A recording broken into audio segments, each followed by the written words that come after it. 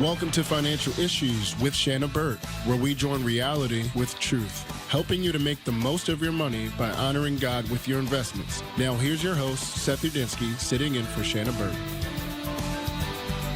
Good morning. Welcome back to Financial Issues, everyone. Good to be here with you today. Phone lines open, 610-363-1110, 610-363-1110. Number to call in here, folks. Lots to get to. Let's get right to it, starting with the markets here. It is Thursday, June 6th. The markets yesterday, the indices built on Tuesday's positive finish. Remember, Tuesday was relatively positive. Yesterday had a nice, strong finish, bolstered by NVIDIA, the tech darling of Wall Street, continuing to hit new records. So yesterday afternoon, not long before the bell, the AI darling passed Apple as now the second most valuable publicly traded company in the United States.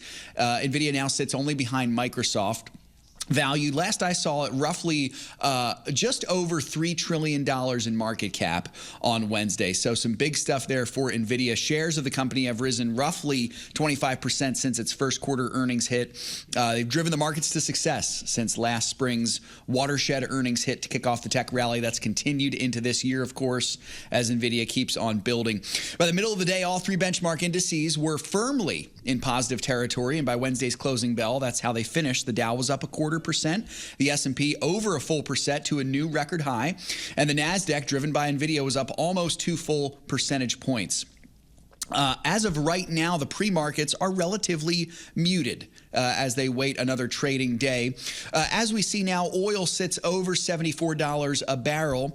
The U.S. Treasury bonds, 10-year Treasuries, still right around that 4.3 percentage mark, up a little bit from where they were. So muted this morning early are the markets. We also got the weekly jobless claims came out for the week ending June 1st. Unemployment benefits in the U.S. surged by 8,000 to 229,000 for the week ending June 1st. That's surpassing market expectations of 220,000. Now, this was the highest recorded reading since the 8-month high of 232,000 from early May.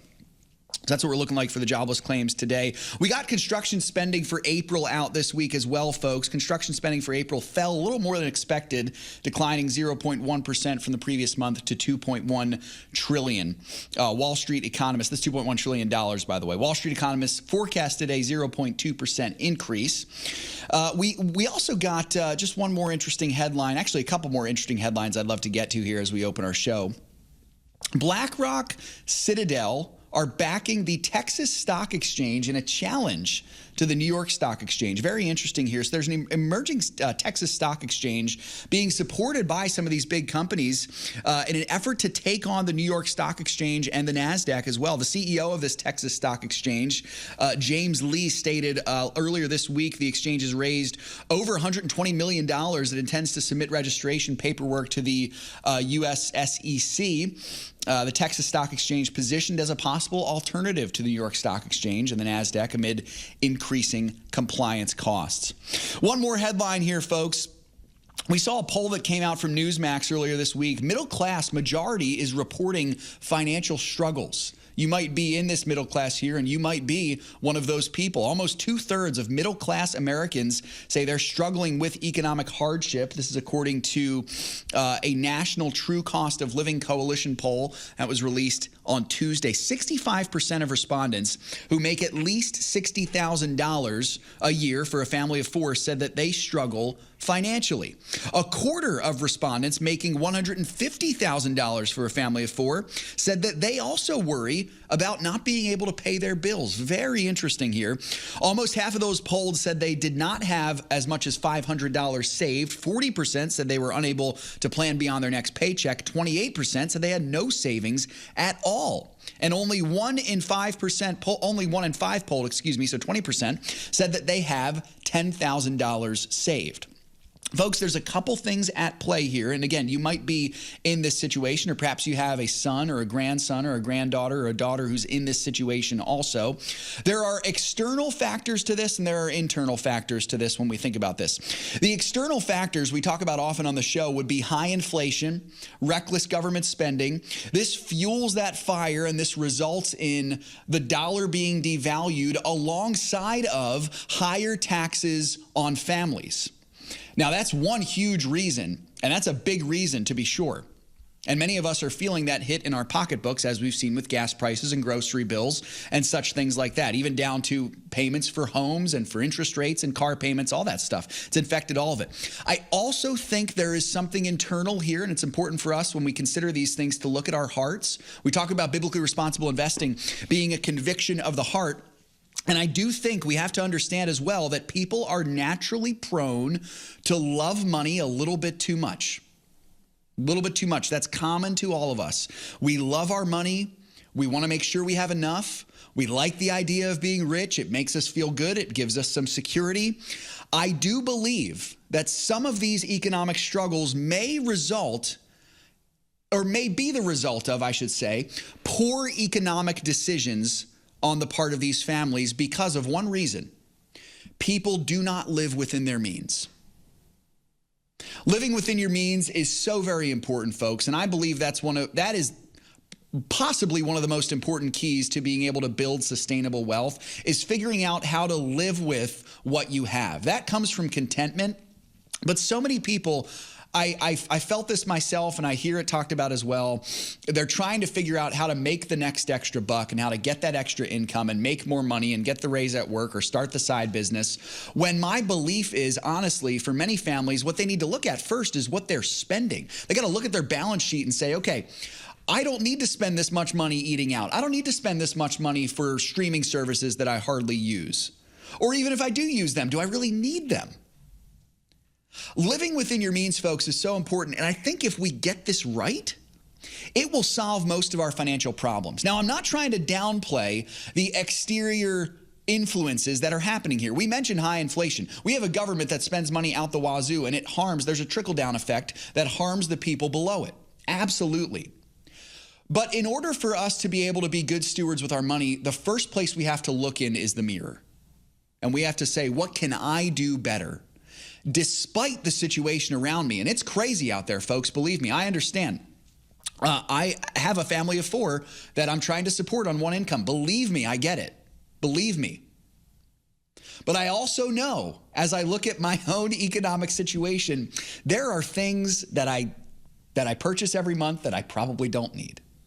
Let's be honest, I probably don't need. And I think all of us can look at that and see that. And the key here, folks, really is contentment. And that's what I'm getting at here.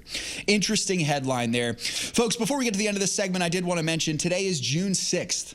And of course, this marks the 80th anniversary of the D-Day invasion of World War II, June 6, 1944, where thousands of young American men alongside British and Canadians descended on the beaches of Normandy with one singular goal in mind: to stop a deadly foe and save their country and save the world. Somewhat of a tall order there. These men were true heroes. During those first few hours of landing on those beaches in northwest France, thousands of 18, 19, 20-year-old young men had about a 50-50 chance of survival. When they got off the beach and they stepped into the waters coming off of the English Channel, many of them were picked off by German snipers on the beach before they even got their feet out of the water. We are lacking this type of courage and conviction in this country, and my hope and prayer for our country is that this generation can return to that type of courage and conviction. And you know, folks, being a good steward is far more than just financial stewardship. It also means doing whatever it takes to stand up for what is right. We talk about that often on the show with our money, but that includes with your life, with your actions, your conduct, holding even your own life with open hands, knowing that there are many things in this life that are worth dying for. Also, I think the most important thing is that there's a willingness that we need to have that only grows in strength when we understand the one who set this example for us, Jesus Christ. And when we draw our strength from him, we realize we have the strength to be able to lay down our lives for our friends, as Jesus did. So before we ever see this on a national level, just like that headline we just talked about, it has to begin in our own hearts. And I would encourage you to set the example for those coming before you with steadfastness and courage. It's great to be here with you today, folks. Shana will join me in the next segment. We also have Twila Brase coming up in segment 3. YouTube crowd, you're going to have to find a different way to watch the show. We're cutting the YouTube stream after this next segment at 9:30 Eastern time. Twila's coming on. Send me questions if you have questions for Twila. Get those in right now. And of course, your calls and questions. All that on financial issues. We'll be right back after this.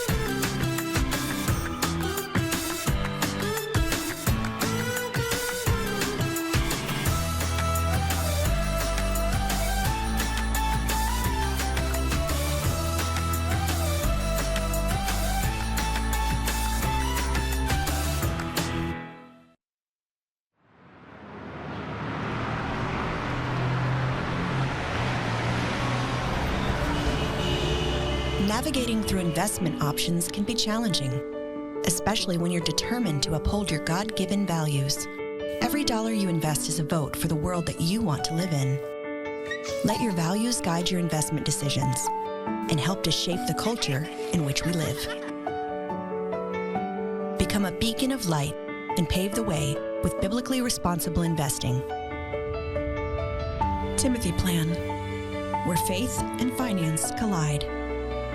Before investing, carefully consider the fund's investment objectives, risks, charges, and expenses of the investment company. This and other important information can be found in the fund's prospectus. To obtain a copy, visit timothyplan.com or call 800-846-7526. Read each prospectus carefully before investing. Investing involves risk, including the potential loss of principal.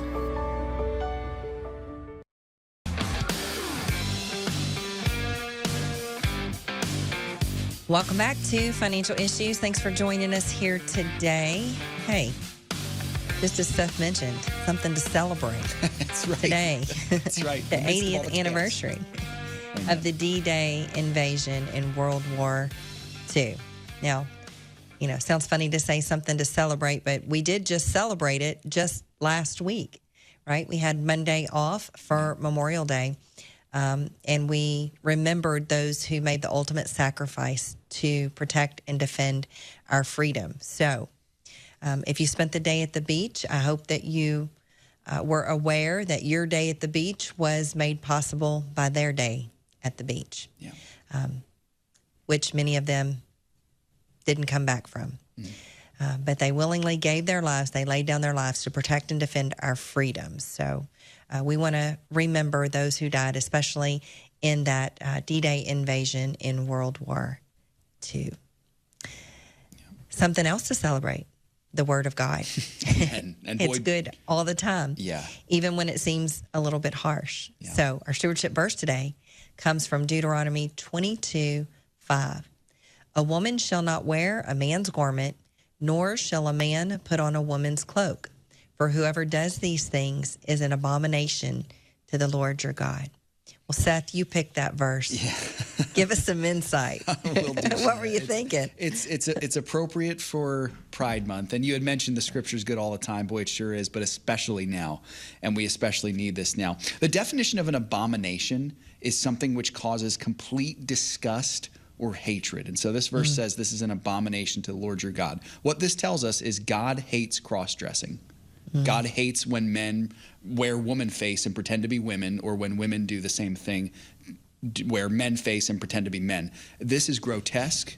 God hates it, therefore so should we. And it's not just cross-dressing, Shana, but it's the entire movement. It's a direct assault on his divine decree for gender and sexuality. And so God is well within his rights to hate this, and we should as well. And we've been talking about this whole week as we've been looking at these pride shenanigans, how this hatred for something so wicked is actually an act of love. It's an act of love and worship to God as we are falling in line with his heart. We're also showing love to the people who are wrapped up in this nonsense and who really are trapped by a lie of the enemy. And we're trying to give them the truth here, Shana. So we should have the same hatred for this that God does. I don't know if y'all could hear that. Could y'all hear that thunder? It's an awful and terrible thing to fall into the hands of God once you've rejected his precepts. Amen. Just a great reminder. I laugh while saying that, but it's sort of a nervous laugh. It is a terrible thing to offend and totally reject the God that created us, loves us, sent his only son to die for us. And, it even tells us in the scripture the things that it's not a great mystery. There's great mysteries in the Bible, but what God allows and what he disallows is not a great mystery. I mean, the Ten Commandments are pretty straightforward, along with some of the other things that are even, because people might say, oh, well, what if I'm Q? What if I'm just questioning? Isn't it okay to explore some things? And, God's clear about that. Just don't even go in that direction. When God says don't, what he's really saying is don't hurt yourself or someone else. That's right. That's why we have these commands against doing certain things, because sin hurts God's kids. You know, it offends God because he's holy, but it also hurts God's kids. No matter whether you think that your decision to just be yourself and let everyone adjust, like one of those shirts says. Who's making that shirt? Yeah, I think that was, which one was that? I think that was Target. It was saying, be yourself, they'll adjust. No, sorry, Walmart, excuse me, which is quickly taking the place of Target, by the way. We'll get to this in a second. The shirt says, be yourself, they'll adjust, referring to us being the people who are standing against this, all in rainbow colors. Yeah, it's gross.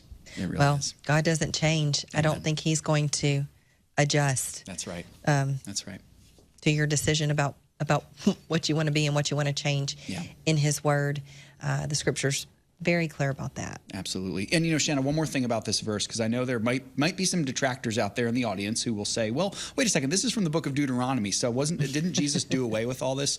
Folks, you got to remember, this is part of the moral law that God instituted when he founded his people. That has lasted up until today. That has not gone away. Jesus submitted to this moral law. We should submit to this moral law. It is morally wrong to cross-dress. It is morally wrong to do the what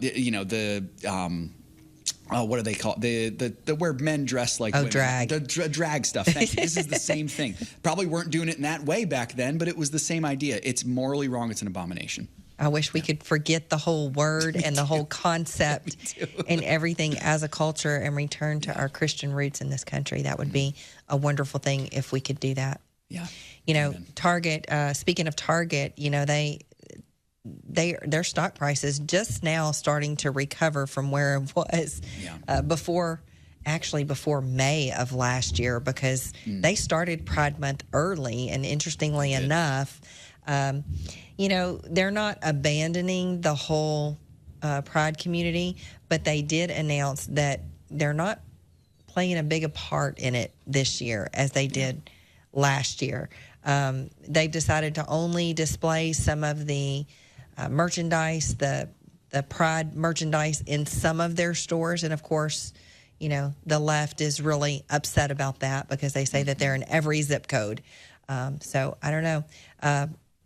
I guess Walmart's going to fill the void, jump in and fill the void. That's what I'm seeing here, Shana. That's probably a good place to start for today. By the way, today, similar to Tuesday, we're looking at these corporate shenanigans, and I picked a couple that, once again, are kind of in the clothing realm, partially from our verse about cross-dressing. But Walmart is a big one here. Walmart has kind of taken the place of Target, offering this Pride merch through partnership with gay and lesbian-owned companies. We mentioned the Be Yourself, They'll Adjust shirt in the earlier part of the segment. Also a shirt they have that says, Woke Up Gay Again.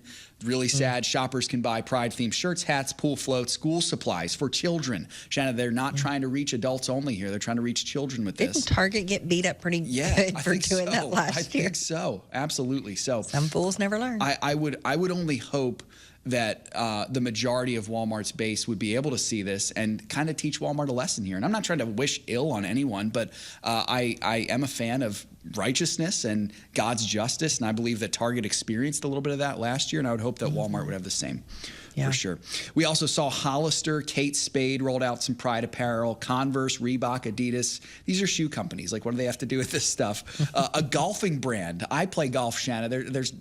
I'm not very good at golf, but golf has nothing to do with sexual orientation. You hit a ball around and you follow it around. There's nothing to do with that. Dockers as well on its new Pride collection also. So it's everywhere here, Shana. Got to keep standing against it, for sure. Unfortunately, yep. And that's why we're here. Yep. To first encourage you not to focus on all of the negativity. I mean, it's around us. We're seeing it unfold all over the place. But to really refocus our attention on God and how holy God is, and, you know, how we want to honor God in every area of our lives. So not just in, just going to church on Sunday, compartmentalizing our faith. We don't want to do that.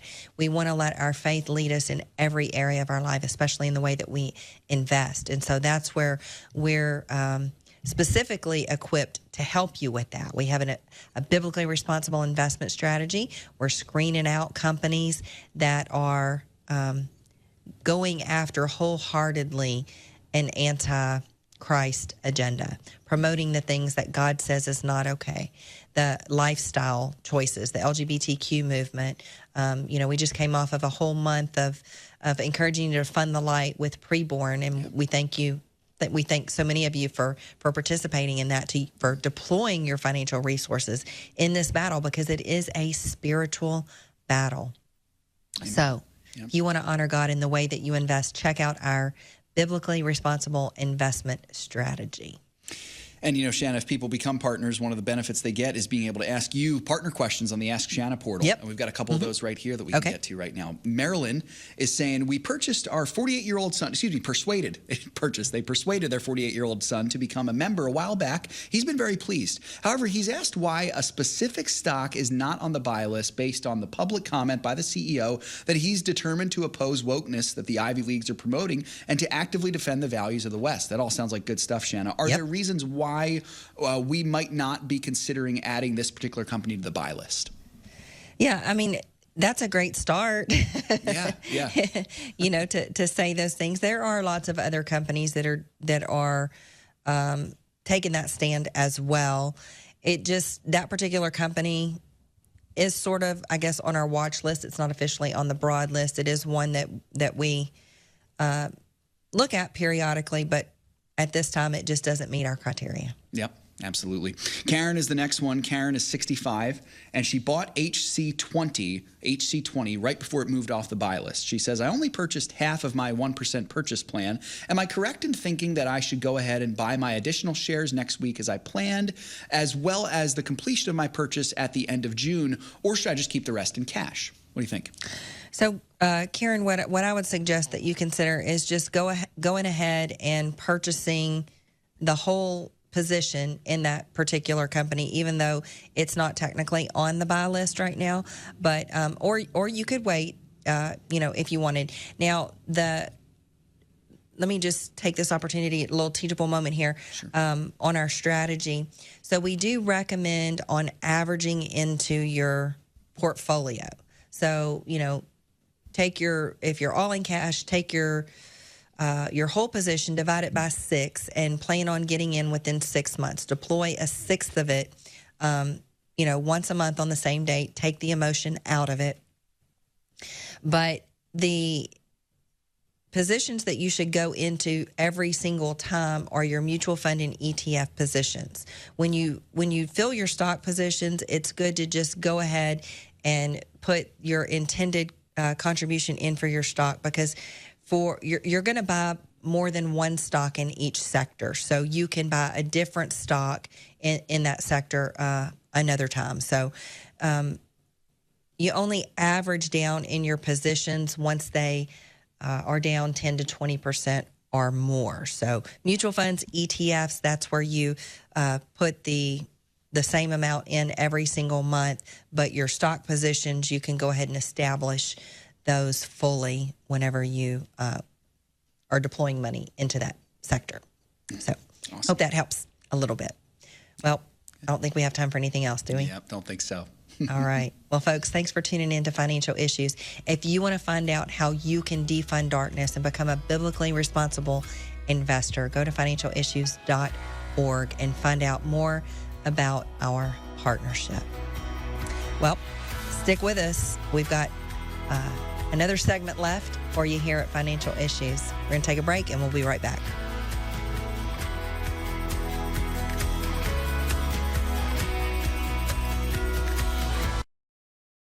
Samuel Case, news anchor with FISM News, sits down to read real comments from real viewers. All righty, let's see, a bigger one here from Spectrum Nomad. That's a fancy name. Finally, a non-biased news source that tells everything how it is without having to push their opinion. You know, it's not necessarily true we're not biased. We are Christian, we are conservative, but you're totally right that we don't try to push our own opinions or commentary in the story. So it's really great to hear that you're picking up on that. Through the ministry of Preborn, the Financial Issues family has saved tens of thousands of lives of babies. What an amazing job that God has done through you, the Financial Issues family. Would you join us in saving the lives of babies? What an amazing reunion we will have in glory, meeting all the people that we have saved. Please go to preborn.org, that is preborn.org, or financialissues.org, and click on the Preborn banner. In the last 10 to 15 years being in ministry, being married, something that has been constant in our lives is Samaritan Ministries. As we've moved, we've had babies, we've had different things come up, we have just been able to rely on Samaritan in ways that we never really even thought about before becoming members. Our heart's desire is to plant roots and be in a place for a really long time. It's how we were raised. We see the benefits of that, but we also see the open-handedness of being used by the Lord wherever He calls, because we just assumed when we started pursuing church planting, the quickest way to get from point A to point B is a straight line. And with the Lord, sometimes you find out it looks a lot more like this. And yet, Samaritan was with us through the entire thing. We didn't have to look into, we have to change insurances now because we've moved states or whatever the case may be. And it's just been a real blessing to us in different phases of life. I'm Kyle. I'm Colleen. And we're the Gen X. And we're Samaritan members. I just love the first book of Exodus. The king says the Jews are too many. Get rid of them. I command you to kill the firstborn. But the midwives to the Hebrews heard the order, and what did they do? They defied it. And God dealt favorably with the midwives and gave them families. He blessed them for loving life. He blessed them for saving babies. We have re-entered the death cult in this country. You think about how much we elevate death, whether it be the chopping off of parts and we call it transgender care, whether it be shouting our abortion, and you see it so beautifully in John 10:10. It is the divide of the entire scriptures. Now, most people would say John 3:16, but think about it. The enemy has come to lie, steal, cheat, and destroy. I have come to give life and life more abundantly. That's the whole ball game, everybody. It is everything. And we have to have the joy of Jesus Christ to enjoy life and to protect it. It's a gift from above. And Preborn is leading the charge. Securities offered through G.A. Reppel & Company, a registered broker-dealer and investment advisor, member FINRA and SIPC. Opinions expressed by Shana are hers alone and are for informational purposes only and do not necessarily represent those of G.A. Reppel or the outlet on which you are listening. You should consider how the information applies to your situation prior to personally implementing it and consult any financial professional you work with to make sure it's applicable to your financial plan. Well, not a lot of change here in the markets, folks, as we open the trading day today. The Dow Jones down about 1/8%. Meanwhile, the S&P 500 is just above the flat line. The NASDAQ is trading about 0.25% above the flat line today as well. Wanted to remind you, folks, now's a great time to become a partner of Financial Issues, especially, if you are interested in not just the investment side, but some of the other things that we offer. Our conference calls, I mentioned Dan's Great Reset conference call that he did several years ago. It's a great one. And if you're looking for a gift for a graduate, a FISM partnership is a great gift. So consider doing that today. Right now, very special guest of the program. You know her, you love her. Twila Brase, president and co-founder of CCH Freedom, is on the program with me this morning. We try to get Twila on at least once a month to give us an update on what's going on in the health sphere. Twila, it's great to have you back. Welcome back to the show. It's great to be here. Yeah, thank you. Yeah, let's get us started right away, Twila, with some good news. Always good to start with some good stuff. From your home state of Minnesota, what can you tell us about a recent privacy win for patients in that state? So what your listeners may not know is that Minnesota has the strongest medical privacy law in the nation. Wow, and I did not know that. That means it protects us from HIPAA. Okay. And but in October of 2023, the Minnesota State Supreme Court decided that it didn't apply anymore and that HIPAA could supersede our law. And so one of the Democrats, actually, who is a very strong proponent of privacy, authored a piece of legislation. We worked with her. We got a Republican in the Senate to be the Senate author. And so this bipartisan bill passed, making it very clear that in Minnesota, it's the Minnesota law that rules, not HIPAA. Awesome. That's very good. Twila, you guys are in the business of getting press releases out, making sure that the public knows about things that are going on here. Let's jump ahead a little bit. I just got a chance to look at this press release you guys had mentioned about Dr. Fauci. He's back in the news cycle, and he's now under fire a little bit, Twila. What can you tell us about Dr. Fauci's testimony on Congress and the demands for accountability for what I think we can all agree was just utter mismanagement of the COVID pandemic? What can you tell us? Yes, well, Dr. Fauci, I mean, there's a lot of things that go into what we now know about Dr. Fauci. And with his, right-hand man saying that they had a secret back channel for communications. Yeah. There was a, quote, FOIA lady, and FOIA, for your listeners, means Freedom of Information Act. And when you put in a FOIA request, it means you're requesting information from the government. And that's how we got all of those emails from Fauci, right? Yeah. So apparently there was a FOIA lady, that's what they called her, in an email who would help or who did help them figure out how to get past FOIA requests. Or they would do things like they'd put a dollar sign instead of an S in somebody's name, so it was hard to make a FOIA search to find that email. So anyway, we know all of this because of the testimony of his right-hand guy, but then he comes and he basically says, that guy didn't know what he was talking about. He was, that wasn't true. Both of them are under oath, right? Yeah. And then the other thing I thought was so interesting is somebody asked about the Barrington Declaration, which said that there should be targeted treatments, targeted more towards the elderly, not, all these lockdowns of everybody. And Fauci said, well, if we had, followed that kind of thing, there would have been another 1 million people dead. Well, for the press release, we took a little bit of, we looked into Sweden and what Sweden had done, because Sweden didn't do a lockdown, right? Yeah. And both Sweden and the United States had about 0.01% of the public that died from COVID. Whatever our populations were, it was about the same. The United States was just a little higher, but that, well, what does that even mean, right? In the United States, I don't think we were actually counting COVID. Maybe Sweden was. In the United States, it was, did you die from COVID or with COVID, right? And they were melding the numbers together. So we don't actually know. But the fact of the matter is, he still claims to this day that if they hadn't done all of that stuff, that there'd be 1 million people more dead. And the other thing that happened in his testimony is that he basically said there was no science behind the 6 feet. It just kind of came out of nowhere.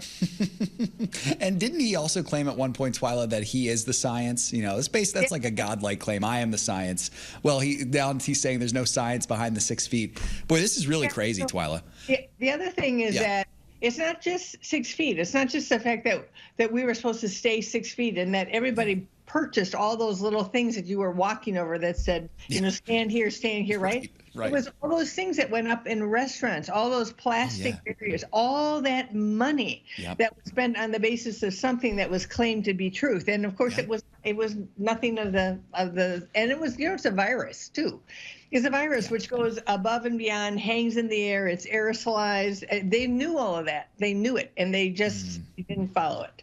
It's terrible. And you know what, Twila, truthfully, like I found myself just cracking up at what seems like the utter idiocy of so many people. But the reality is, I think a good response for me, I'm talking to myself here, is compassion on these people. I know people who had family members who had COVID and they were terrified of it.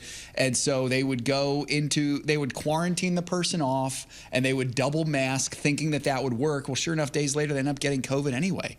And it's so sad that so many people were deceived, and I think that's what it was. This was a mass deception, and the saddest part about it is it worked. It deceived so many people, and Fauci was at the forefront of it. Really, really good, I think, that we're starting to see some accountability. Twila, my last question for you here is, do you think we will get a good level of justice and accountability here, concerning this guy who really, really mismanaged this thing? Well, that's a good question. I think it might depend on what happens with the next election and who's in charge and how far they can go, and whether they would go all the way to, asking the if there's a new president, right, asking the DOJ to actually file charges against anybody who knew this wasn't science, and cause all of this disruption and loss of income and loss of jobs and businesses and all what's happened to all the school children and all the suicidal thoughts of the young people. I mean, it's just it's incredible, right? Oh, but yeah. I think it does depend on the election. That makes sense. It makes sense. As you were talking there, it's harkening back to what we were saying. I've seen some videos of people from 2020 and 2021 who they would put their relatives in like plastic bags and cover them up and then give them hugs, thinking that like it's just so silly. And then I see people driving in their cars with their windows up and their masks on in 2024, and I'm thinking, what are you doing? You're so hyper focused on this thing because you've been deceived so much. Twila, that's why we got organizations like you that are doing a great work exposing this stuff, and man, we appreciate it so very much. Yep. If I can say one thing, I saw. Yeah, please. I'm reading a book called Expired from Dr. Claire Craig in England, and she has this wonderful example of what they actually knew, which was a long time ago. I don't know how many decades ago. There was foot and mouth disease, I think, and it was on the mainland. And then suddenly it appeared on an island like 170 miles away, plus 30 some miles into the middle of the island. And so it traveled all this distance, and nobody came to the island, right? So this just shows you that the virus is in the air. Yep. It's aerosolized, it travels with the wind, and there you go. Absolutely. Oh boy, crazy stuff. Well, Twila, I'd love to get your expertise on this one. A similar topic, but a little bit different. So in our field, actually, the media, there's been an interesting character here, Chris Cuomo, who I've historically not been a huge fan of, but who lately has been starting to sound much more conservative leaning on certain things. He's a historical Democrat. He worked for CNN for a long time. He reversed his 2020 stance on the COVID vaccines. He came out on some podcasts. He was once a big promoter of the vaccine. Now he's critical of it. What do we make of this? And do you think this is a trend that we might see moving forward of people who were once bought into this stuff now maybe starting to realize maybe it wasn't such a good idea? What do you think? Well, Chris Cuomo, apparently, according to his own words, is suffering both a vax injury and he's suffering from long COVID. Now, the for both of those is similar. So he admitted that he's on ivermectin to deal with what he's dealing with. He said it was wrong for them to say that it was, unsafe because, as he said, it's been, decades used and all the doctors knew it was safe. And he actually chided the doctors for just following the narrative. Mm-hmm. But he was asked to apologize for how he went after the people who did not get the shot, and he refused to apologize. And he said, that's what we knew back then.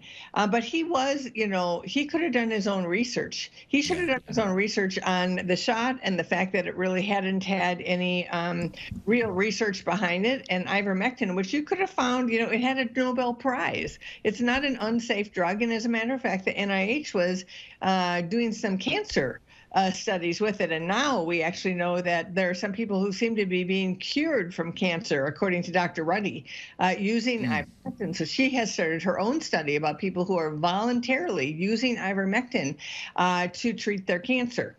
So, the thing is, some people call this COVID amnesty, like they want to be forgiven for what they did. And so they're coming out and saying this. Regardless, I think the fact that somebody like him comes out and says this is good and really good against all of those public health people who are still saying you shouldn't use it for ivermectin, although, they lost the lawsuit, so FDA took down all their anti-ivermectin messaging.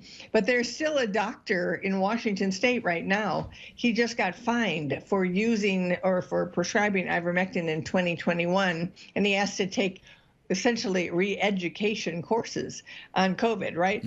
So this is not a done deal whatsoever. There are still those who absolutely refuse the use of ivermectin, still say lies about ivermectin, and now they're pushing the shot. Now it's the J.1 shot. Yeah. Folks, this is why we need cchfreedom.org. Twila, you guys are doing an amazing job exposing this stuff and giving our listeners the truth of what we need so we can be good stewards of our health. Twila, thank you so much, as always, for coming on. We weren't able to get to everything we were trying to get to today, but we'll try to do it again next time. Folks, if you want to learn more, cchfreedom.com, cchfreedom.com. I get that right, Twila? cchfreedom.org, excuse me. cchfreedom.org to learn more. We'll be right back. I enjoy your show. I listen to it every day. Thank you for your show in every aspect, financial, biblical, and just in the political arena. I mean, your show is so well balanced. Thank you so much. I appreciate all of your knowledge and everything that you're given, and you've really helped us out a whole lot.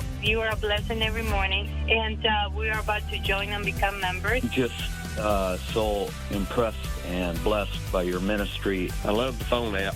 I can listen to you anytime, anywhere. I sure appreciate what you do here and enjoy listening to your show. I especially appreciate your guidance on being biblically responsible in our investing. You have been doing nothing but helping me, so it would be well worth the investment for people to listen, and it wouldn't hurt to do something biblically right and beyond membership.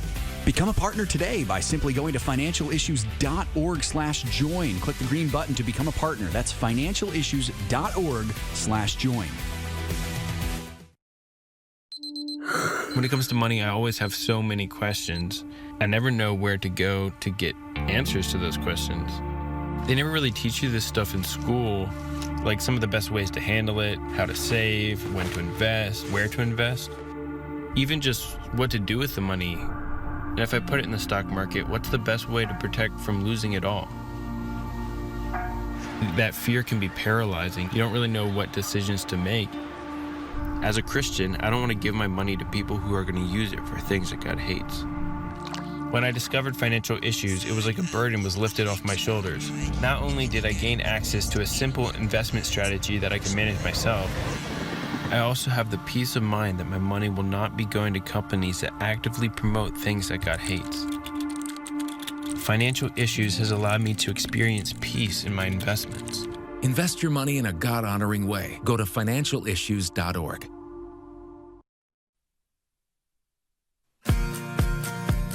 The opinions and recommendations expressed on this program do not necessarily represent the opinions of the station or any of the program sponsors. Additionally, all products or services offered by the program sponsors may not be known by the program. Well, folks, markets continue to be in relatively positive territory here as we continue on with the day. I want to remind you, visit cchfreedom.org if you want to learn more about what Twila and her organization is doing. Twila Brase, a dear friend of our ministry. We love having her on. Also, you know, if you're looking for other ways to be a good steward of your health, you need to check out Samaritan Ministries. Samaritan Ministries is the health sharing ministry that we use here at Financial Issues, run by Christians, affordable and biblical. It's sharing one another's burdens, health sharing. This is the way to do it, folks. Better than the traditional health care is doing it with Samaritan Ministries. Give them a call today, 1-877-764-2426, or visit their website on financialissues.org. If you click the Samaritan Ministries banner, it'll take you to samaritanministries.org, and you can learn more about saving money with using them for your health sharing. We had a couple good comments over there on the chat. I see Sydney has a great question there. Sydney from Las Vegas, Nevada. Cindy, it's great to meet you. It looks like you're new here. We would love to have you become a partner, and I would love to be able to help you out with those questions that you had asked there. So, Sydney, what I would ask you to do is if you can send an email to Pat at financialissues.org. She'll give you all the steps that you need on becoming a partner, how to get your asset allocation model started, all that stuff. For your questions there, I'd actually love to save those for Shana, because she'd be able to give you some excellent wisdom on some of those questions. I saw you're trying to get your 401k switched to a IRA account. Just looking for the best one there. That's a great question, Sydney. So if you have any follow-up questions there, please do feel free to ask. But I'd say start with contacting Pat at financialissues.org. She's our partner relations expert and does a great job with that. So send Pat an email today, Sydney, and she'll help you get started there. It's great. I'm so glad that you found us. That is awesome. We also had a question from Claude. Claude is saying, has the left ever attacked Twila Brase for disinformation? Claude, I am 100% positive that they have done so because of what Twila has said. Twila speaks the truth like we do, and the left doesn't like that. But specifically, in where Twila does it, she does it in the realm of COVID and the vaccines and that sort of thing. And, you know, there's a reason why we have to cut the YouTube stream every time we have Twila on, because when we have Twila on, we get cut by YouTube. So Financial Issues gets cut. So she's been cut from Facebook, YouTube, and it's all for good reason because she's speaking the truth. But yes, they have labeled her disinformation very much, as they have done us and other conservative organizations like us. But no matter, we continue to speak the truth there, and that's what we're going to do. Speaking of speaking the truth, we got some great timeless wisdom from our founder, Dan Celia. I'd like to play for you here as we come to the end of our show. This first clip is talking about what an income portfolio is. Here's Dan Celia with great wisdom about what an income portfolio is. I was wondering if you could explain what an income portfolio is and recommend a percentage, when you're in your 60s. Sure. So an income portfolio is simply your investment portfolio or IRA portfolio, if that's what you have, that everything in the portfolio, your holdings in your portfolio, are generating income. So in other words, they're paying a dividend. So they may be paying upward of 4.5% dividend or 3.5%. And that all of those dividends, every time they get paid out by the company to your brokerage account, you would have that sent to your checking account automatically, and that you would use that to supplement your income. If you don't need it right away, it doesn't matter. It accumulates in your checking account, or you can put it in a savings account. But the idea is to have your money that you've saved working for you to help supplement your income. There is no percentage in the sense that if you're in an income portfolio, everything that you own is part of that income that it is coming off. It shouldn't be a percentage of your portfolio that it's invested in an income portfolio. If you are truly an income investor and you have worked hard to set aside this money for your retirement and you need money to help supplement your income, the 100% of it should be invested in an income portfolio. So if you're a partner, or maybe you're not, but I would say this to our partners, if you're a partner, then you follow the income portfolio that we have on our website and start to build it. It's going to take a little time to build it, but that you work on building that income portfolio and use it to generate your income. So that's what it means. It means that you're getting all the income that your money is producing. You aren't worried. If you were going to worry about your portfolio, so say you have $50,000 and it's an income portfolio and it goes to $48,000, but you're still getting the same income, you can't care about it going down. You can't get excited when the $50,000 goes to $55,000. It's got to be somewhat irrelevant. Of course, we don't want it to go down. And of course, we want to get excited when it goes up, but it doesn't matter because it's not going to change what you are getting as income. Your income, the dividend does not change with the value, percentage-wise it changes, but what your income, how your income comes is an amount of money that's paid on every share of stock that you own. So if it's paying 82 cents for every share you own every year, that's what you're going to get. It doesn't matter if the share goes up by $10 or it goes down by $10, you're still going to get 82 cents. And that's all that matters if you're an income investor. Hope that was helpful for you there, folks. Let's do this here really quick here before we get to the next Dan clip. As you all know, Craig Halgard is recovering from his surgery. I've been texted him today. He seems to be doing well, so he is recovering nicely. But obviously, we don't have Craig on for the Ag Report today. I do have some Ag updates for you, though, folks. So I'll do my best Craig Halgard impersonation here, just like Dan used to do, I think, years ago before he found Craig. Craig's such a gift to us, but we'll try our best here. So bear with me, if you will. So yesterday, we had July corn was 3 1/4 cents lower at $4.39 per bushel. Soybeans were unable to break their losing streak. They're now extending to 7 sessions in a row of losing. July beans were 1 1/4 cents lower at $11.77. Technical selling pressure, winter wheat harvest, they were negative for wheat again yesterday. Concerns over the Russian weather has been put on the back burner. So Minneapolis July wheat was 11 cents lower at $7.12. Kansas City was 11 cents lower to close at $6.76, and Chicago was 11.5 cents lower at $6.46. Cotton futures enjoyed a bit of a bounce, with the July futures up 96 points to close at 74.44. Livestock futures, meanwhile, a sea of red. August live cattle were 57.5 cents lower at $177.87 per hundredweight. August feeder cattle dropped by $1.20, settling at $254.825 per hundred. And August lean hog futures were $1.92.5 lower. They closed at $91.63 per hundredweight. Finally, Class 3 milk futures set a new life of contract high Tuesday. They couldn't get any follow through yesterday. We saw a round of selling decimate the market, and at the close, July futures were down 75 points at $20.12. That is today's Ag Report, my best Craig Halgert impersonation that I could muster up. We got one more great clip here from Dan Celia on an overlooked strategy for the average investor. That is the strategy of rebalancing. Here's Dan Celia with more wisdom. When we are reallocating, when I went to 60 in cash and then 40 in defensive strategies, and they ask you to rebalance accounts, should we always do that, and what's the benefit of that? Rebalancing is probably one of the biggest overlooked strategies that the average investor doesn't do. And yes, it's a very good strategy.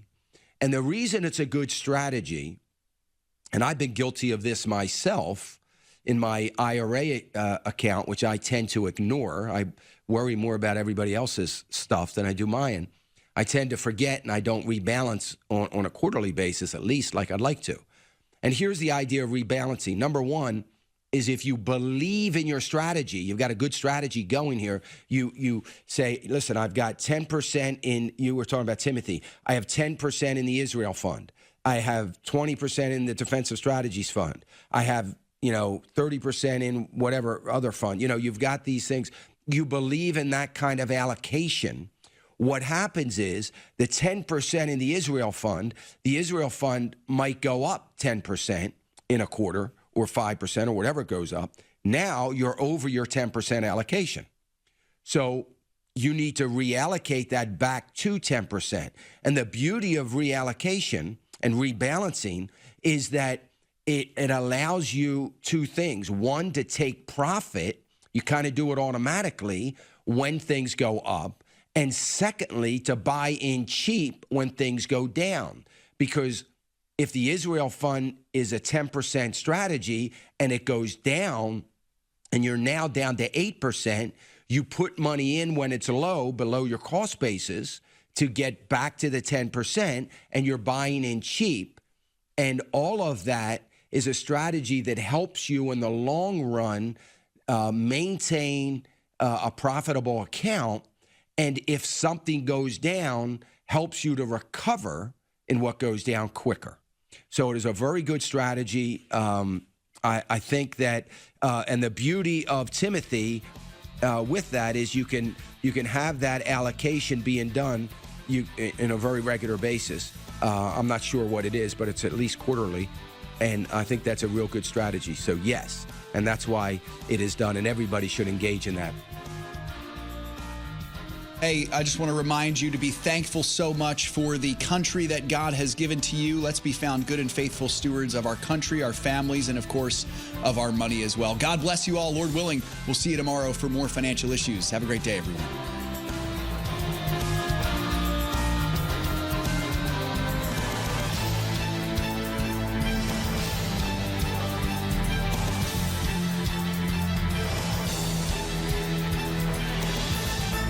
If we ever forget that we're one nation under God, then we will be a nation gone under.